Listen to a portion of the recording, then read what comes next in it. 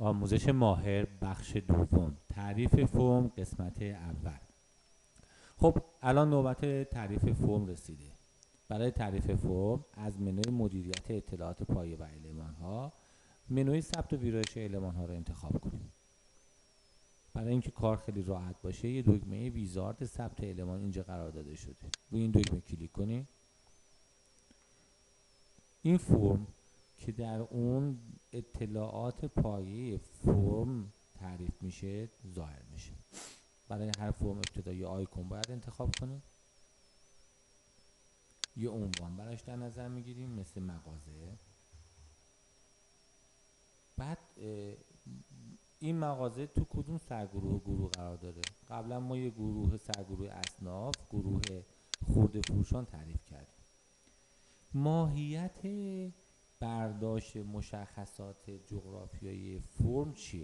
اگر نقطه‌ای باشه یعنی ما یک نقطه رو باید براش برداشت بکنیم. اگر خطی باشه مثلا نرده باید حداقل 2 نقطه براش برداشت بشه. اگر چند ضلعی باشه مثلا محوطه یک پارک حداقل باید 3 نقطه GPS برای اون برداشت بشه. ما الان نقطه‌ای رو انتخاب میکنیم.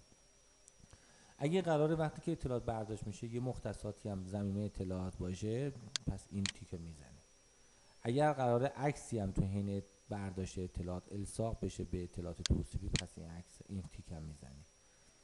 اگر کد توسط کاربر تو حین ورود اطلاعات باید وارد بشه مثلا کد پستی، مثلا شماره اموال، این تیکو میزنیم. اگر این تیکو بزنیم نرم افزار نسخه موبایل هم میتونه از دوربین استفاده کنه برای قرائت QR کد یا بارکد یا اینکه خودتون دستی میتونین کد وارد بکنین.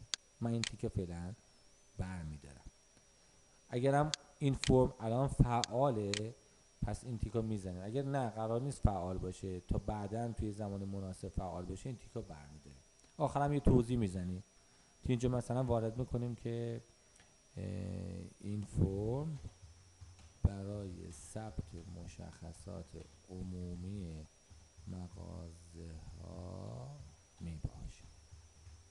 در نهایت رو دکمه سیو کلیک میکنیم تا به مرحله بعدی بریم. این مرحله تعداد فیلدهای اطلاعاتی فرم را باید مشخص کنیم. ما الان 4 تا فیلد براش در نظر میگیریم. اما نگران نباشین. اگه بعدا دیدیم فیلدی کم و زیاد هست میتونیم این عدد رو تغییر بدیم و فیلدها رو یا کم کنیم یا زیاد کنیم.